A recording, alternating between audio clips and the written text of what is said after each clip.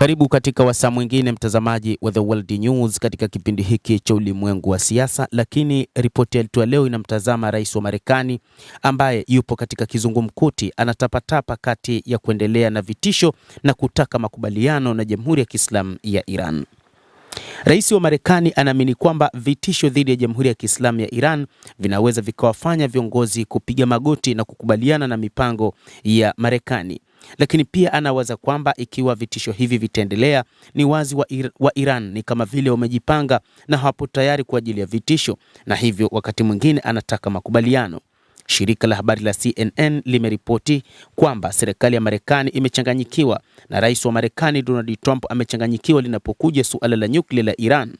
Katika kipindi cha wiki kadhaa zilizopita, rais huyo wa Marekani Bwana Trump amebadilisha misimamo yake mara kadhaa kuhusu hatima ya hifadhi ya urani iliyorutubishwa ya Jamhuri ya Kiislamu ya Iran.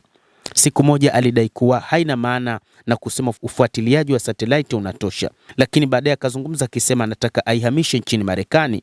Muda mfupi baadaye akashiria fikra ya kuizika na kuifungia, na hatimaye akasisitiza juu ya kuiharibu au kuiondoa nchini Iran. Migongano hii ya wazi haipaswi kubanwa katika masuala yasiyotabirika ya Trump, lakini ni kama vile ni mtu ambaye kwa sasa anachanganya mambo katika ikulu ya White House juu ya Jamhuri ya Kiislamu ya Iran.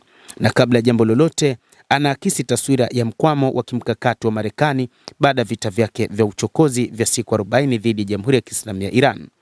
Vita ambavyo kinyume na mahesabu ya awali ya White House na Tel Aviv havikupeleka kusambaratika kwa nguvu za kijeshi za Iran, wala kuvuruga miundombinu za Jamhuri ya Kiislamu ya Iran, wala kuilazimisha Tehran ikubali masharti ya kibabe ya Marekani.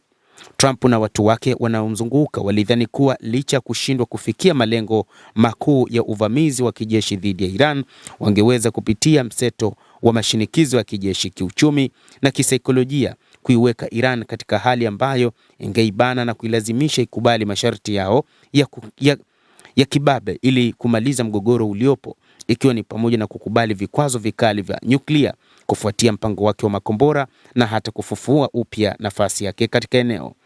Pamoja na hayo, lakini kile kilichotokea ni tofauti kabisa na matarajio hayo. Si tu Iran ingeweza kudumisha uwezo wake wa kijeshi au miundombinu yake, bali kwa kulenga vituo vya Marekani katika eneo la Mashariki ya Kati na kudumisha mshikamano wa ndani, imetuma ujumbe wa wazi kwamba gharama ya vita vyovyote vile vitazidi makadirio ya awali ya Washington. Trump sasa kinachomkabili ni hali ya kukata tamaa. Anahitaji kubuni mafanikio ya kisiasa, kwa sababu rais ambaye alianzisha vitu kwa kauli mbiu ya kuishinda haraka Iran sasa analazimika kuthibitisha na kuonyesha hadharani wa Marekani na washirika wake wa kieneo mafanikio hayo. Ni kiongozi ambaye kuhusu suala la urutubishwaji wa urani nchini Iran limegeuka kuwa nembo muhimu katika muktadha huo, na hata Jumapili ya jana amekuwa akihimiza zaidi kwamba kinachopaswa kwa sasa ni kwamba wa Iran hawapaswi kuwa na silaha za nyuklia, licha ya kwamba wa Iran wamesema hawana mpango wa kuwa na silaha hizo. Nembo ambayo ikulu ya Marekani inajaribu kuiwasilisha kama fursa iliyopokonywa Iran, lakini hali halisi ya mambo kwenye medani na masuala ya kiufundi yameifunga mikono ya Trump baada ya miaka mingi ya vikwazo, mauaji ya kigaidi dhidi ya wanasayansi wa nyuklia, wasomi na viongozi wa kisiasa, vitendo vya uharibifu na mashinikizo ya kisiasa. Iran sio tu imehifadhi teknolojia yake ya nyuklia, bali pia imeweza kuimarisha mzunguko wa teknolojia hiyo ndani ya nchi. Hata hivyo, baadhi ya viongozi nchini Iran ambao wamekiri kwamba Jamhuri ya Kiislamu ya Iran haina silaha za nyuklia, lakini wengine wakisema kwamba ikiwa Marekani itaamua kufanya mashambulizi katika nyakati hizi, basi watahakikisha wanakuwa na silaha hizo. Hili limeifanya baadhi ya taasisi za usalama za Marekani kuwa na wasiwasi na mbinu hizo za kipropaganda. Misimamo inayogongana ya Trump kuhusu hatima ya urani iliyorutubishwa nchini humo inatokana na hali ya kukata tamaa.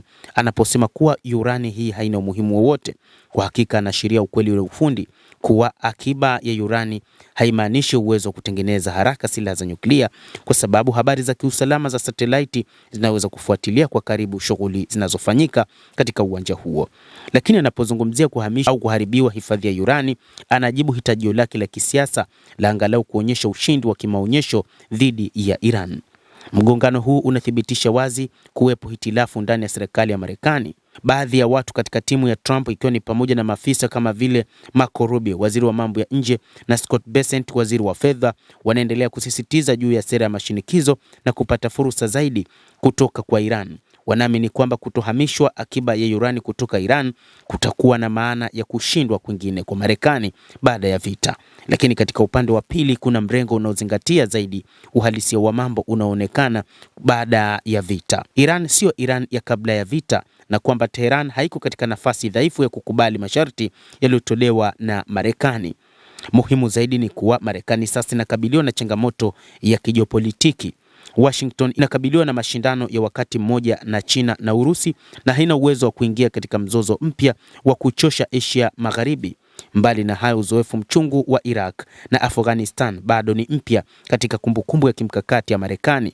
Jaribio lolote la kuzidisha mzozo na Iran linaweza kusababisha Marekani na washirika wake gharama zisizotabirika za kiuchumi na kiusalama. Kwa kuzingatia ukweli huu, kile ambacho CNN inakiita kuchanganyikiwa kwa kweli ni dalili za tatizo kubwa zaidi, ambalo ni Washington kutokuwa na uwezo wa kubadilisha ubabe wake wa kijeshi kuwa faida ya kisiasa. Mtazamaji, endelea kutufuatilia na nikusihi usisahau kulike, kucomment, kadhalika kusubscribe channel yetu hii. Mimi ni Adam Hussein, endelea kuwa nasi wakati wote, endelea kutufuatilia uyajue mengi.